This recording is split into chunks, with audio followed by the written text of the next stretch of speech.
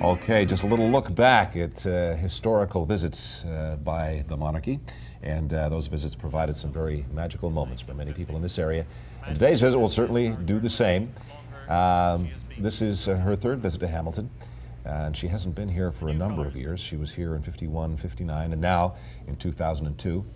And as you can see again, the crowds at Copps Coliseum anxiously awaiting the Queen's arrival, and with every passing moment she is getting closer on the QEW to her visit here as we take a look inside Copps Coliseum now.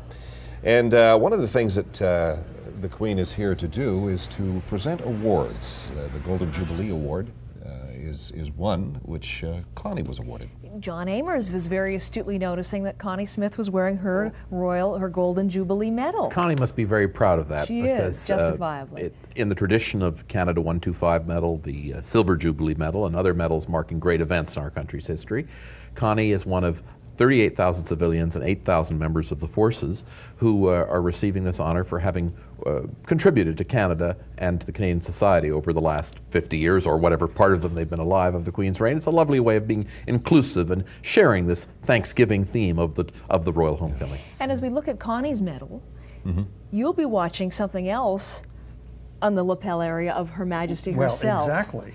As you said, the Queen has been here. Her first visit was in 1951. Then Princess Elizabeth. And this is the same year that she became the Colonel-in-Chief of the Argylls. And on becoming Colonel-in-Chief, she was presented with a brooch, a diamond brooch, which is in the shape of our cap badge. And on every occasion, when she's with the Argylls, she has worn this brooch as Colonel-in-Chief. So we will be watching very closely for that. We do have some shots of the Queen approaching Copps Coliseum now through our Ministry of Transport cameras. Right. They're traveling just east of Walker's Line now, so they're getting very, very close indeed. And timing seems to be getting pretty close. We're at 2:56 our time, and we're going to stay live right through until 2:30 and talk about all of the things that are happening. A lot of planning has gone in on behalf of the local police department, of course, and on behalf of the Ontario Provincial Police to make sure this motorcade moves along nicely and gets into the city without any kinds of problems. Now, we mentioned earlier that Sheridan Mansour, who works at Sheridan College, and here at CH, and here at CH, had an opportunity to meet and talk with the Queen about the program that she was there to see today at Sheridan College, and to, of course, dedicate the new facility there. And I believe Annette is at Sheridan, and I believe Shireen is with her. So let's go back to the college. It's hard to know which of the two of you today, Annette, is more excited, because I know you've enjoyed this assignment greatly, and Shireen can't wipe the smile off her face. Yeah, I've never seen you two smile so much. There you go. At work, right? No. Shireen, you got to tell me what lunch was like with the Queen. Fascinating. Well, actually, it was a typical Canadian type of lunch, which is really terrific. I actually brought the menu, and we had some shrimp, and there was Ontario beef dish as well. And they also served some wonderful wines from the Niagara region, which, of course, we all know about. And she had a chance to sample some of that.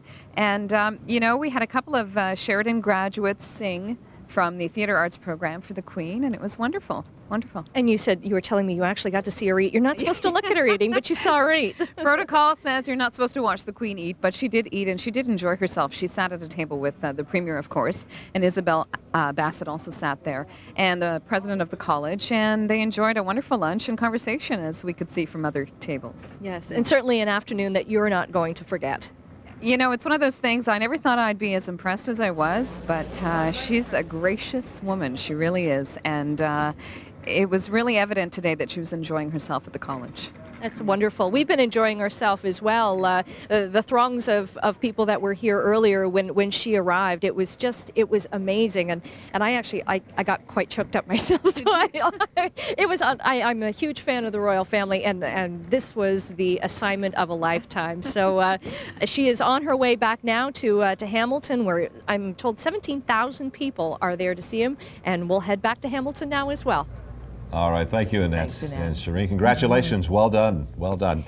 Now, I must mention, too, I had the pleasure, when Prince Charles was here, he is the patron of the Canadian Warplane Heritage Museum, and I had the pleasure of meeting him and talking with him when he was here. They truly are amazing people, and when you get a chance to talk to them, not many people do. But John, you have certainly met many members of the royal family over the years, I imagine. It has been a fascinating experience, Heather. As long as one remembers that however friendly they are not your friends, Yes. They are all our friends in a general sense, of course, but the conversation flows very easily. I was at a table with the Prince of Wales on his last Canadian homecoming, April, a year ago, and to hear that restless, brilliant intelligence, very unconventional in many ways, talking about issues of great concern to him, be it hoof and mouth disease in Britain, be it Australia's place within the Commonwealth, the sorts of nothing that would make news, but just to see the royals up close is a marvelous experience, and that's why Canadians now enjoy these royal homecomings so much, because we have walkabouts. We can engage with them. It's not just receiving lines and pomp and circumstance. And can you speak to the Queen's seemingly new attitude during those walkabouts? And maybe we can bring in, since the death of her mother, since the death of Diana, of course, it seems to be a new Queen who's emerged, a lot more accessible to her fans, and the relationship seems to have changed. I think so, Heather. You know, like any of our viewers today who have cared for a loved sibling who is dying, or a loved mother who is, gradually at 101 fading, you have a huge concern. It's omnipresent. And not that you do anything but grieve at their deaths, but there is also a sense of release, a sense of coming into your own world fully. And I think the Queen is that much more relaxed and more loved even by her people. I'm wondering, would you have seen her, for example, drop a puck at a hockey game? Well, that's a good question. In the old days. Many things in this tour have been very different from what they were in 1959, which was a major cross-country tour. Much more emphasis on people, much more emphasis on celebration and popular culture, much less, in Manitoba the other night, we saw that marvelous concert, the Royal Winnipeg Ballet, the fireworks, the Golden Boy. We didn't have 6 politicians each making 10-minute addresses of welcome, which was very much the pattern of half a century and more ago.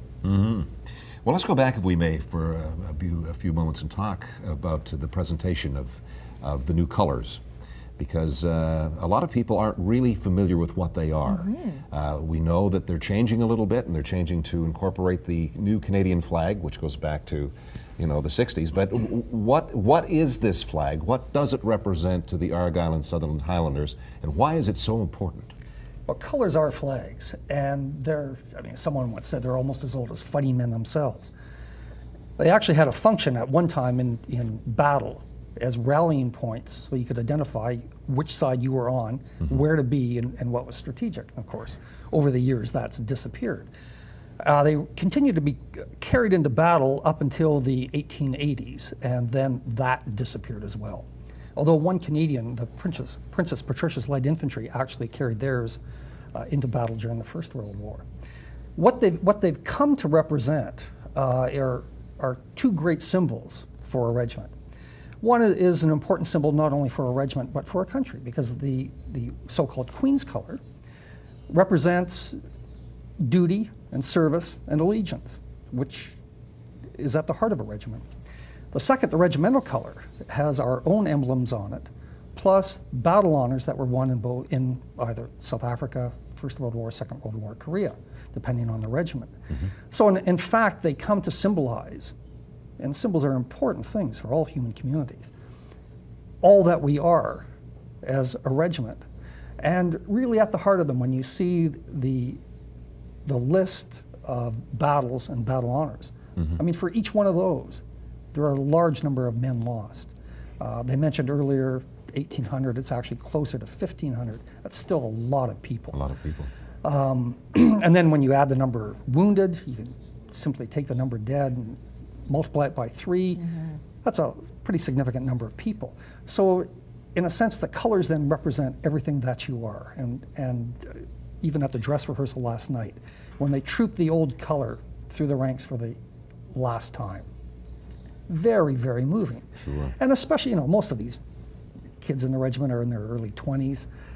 Even for them, they start to catch on to that. It's still important to them. It's the heart and the soul and the history of your regiment all rolled into one flag. That's right. Yeah. Maybe you can talk about why colors are replaced. It's just a function of time, isn't it? Well, it is a function of time. Time and wear and tear. Time and wear and tear. And if you can see the old colors, they are literally falling apart.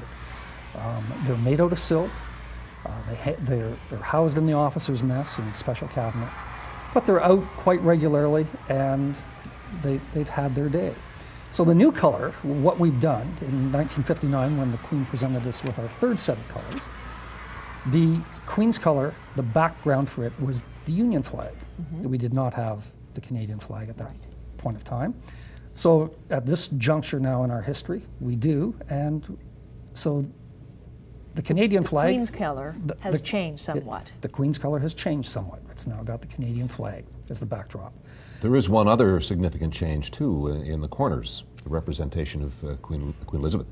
Well, that's right. On the regimental color, in the past we had in the cipher of Princess Louise, who was our first colonel-in-chief.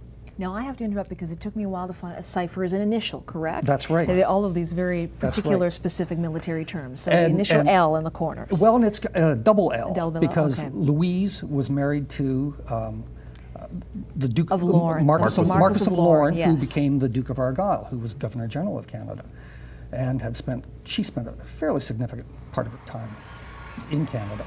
So what they've done is they've changed it from 4 to 2 for Louise, and now Queen Elizabeth's cipher is in 2 as well. So there are some changes. So there are some changes. Patiently awaiting the arrival of Her Majesty, but I suppose this is nothing new for a regiment to stand at attention. Stand and wait.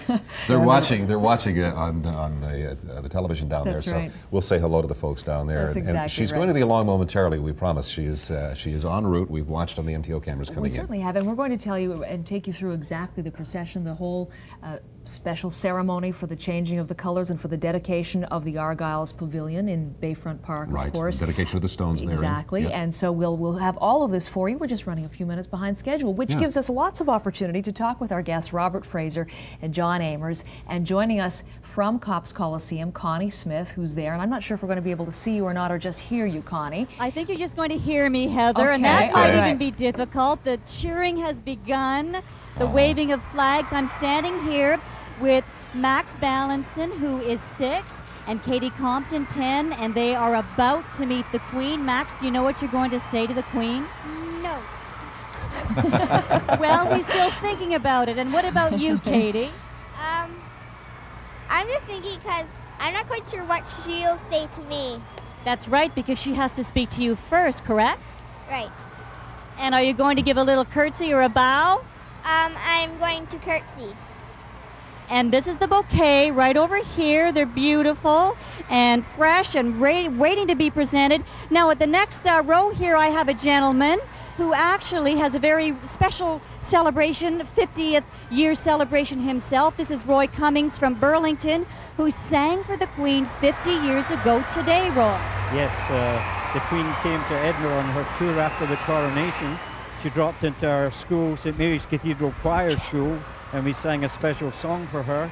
And then there was an event in the Usher Hall in Edinburgh called the Masque of Edinburgh, in which we sang again for her. So you're looking forward to seeing her again? I am, yes. Do you think you might get a little royal wave or acknowledgement? I hope so, yes. So again, we're just waiting. The cheering is getting louder and louder. You can see the flags.